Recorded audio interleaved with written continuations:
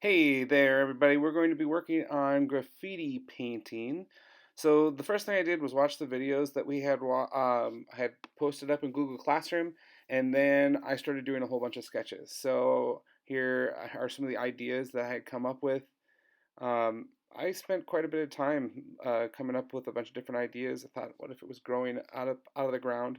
I picked maestro because that is teacher in Spanish, and then here's a bunch of different ideas. I ended up liking these triangles that were there, and in a little bit here, I kind of mix a couple of the different ones together, and then from those videos that we had been working on or watched, I took some ideas from there too. This bubbly background that's on this one I used. I like that skateboarder too, but it didn't end up in this. Uh, so I start to draw. I like how the shape of the triangles looked with the letters inside of it. So I start to use that as the basis for what I'm going to make.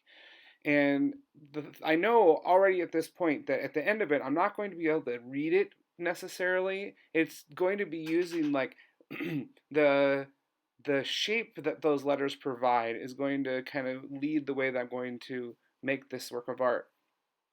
As I do it, I come up with these two contrasting images. I'm going to have lots of really straight lines and then this kind of bubbly outline that they don't they contrast in kind of their shape, but in the end with the colors and stuff, I bring it together. I start to paint here, and it's going to be lots and lots of layers. You're going to see as I work, I'm actually stopping and letting it dry in between things. So I'm doing this kind of light yellowish green color. I stop, I let it dry, and then you can see a little time went by there, and I came and actually erased those pencil lines. I might have wanted to do that beforehand because you see that they get stuck in here, but it gets blended in so much by the end, it doesn't matter that much. Then I come in with this purple. I actually always enjoy when a lighter green and a purple are together. I guess it's sort of bluish, but by the end of it here, I turn it in purple. And I'm still trying to make it so that the letters pop out, but that the image starts to abstract itself more and more as I add the layers.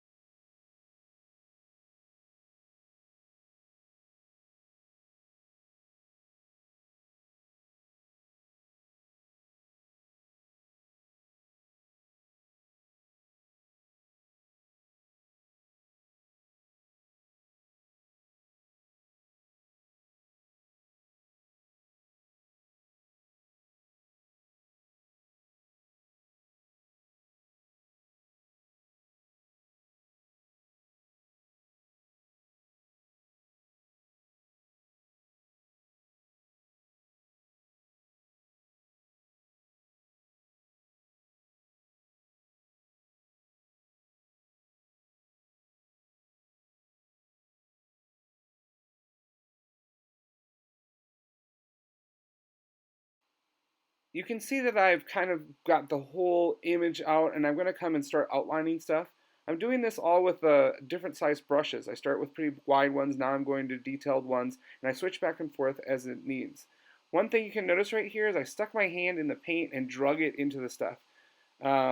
Watercolors is really, really unforgiving when it comes to stuff. So waiting for it to dry in between is the best thing. There's no erasing. So if you make a mistake like I did there, you just kind of got to make it a part of it.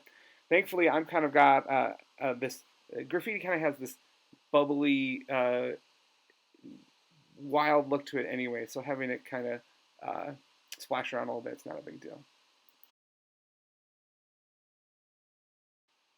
Just like the other work that we've worked on, having things layer is really important.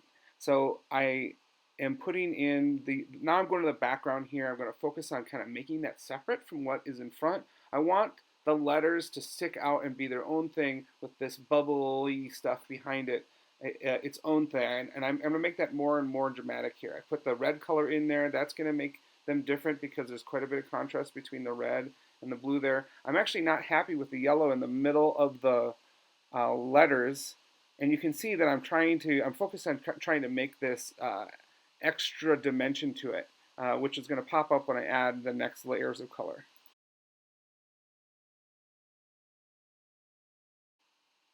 Very often when I'm painting, I find myself liking to finish with purple. For some reason, I think it kind of brings a lot of those colors together.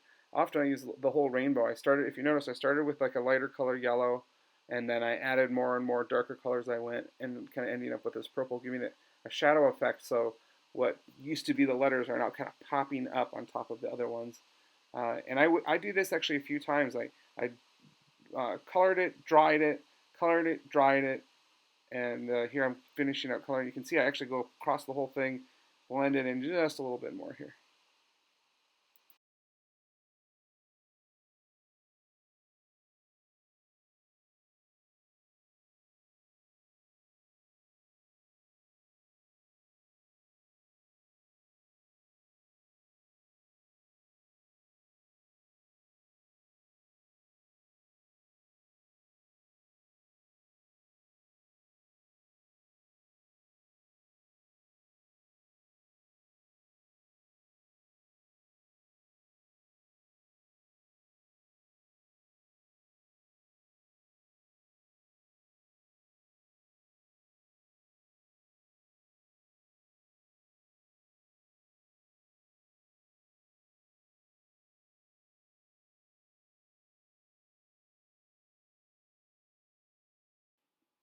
I'm just working on the finishing details, going into the little things that stuck out to me. Earlier I'd said that I'm not real excited about that yellow in there, so I come and cover it up a little bit more.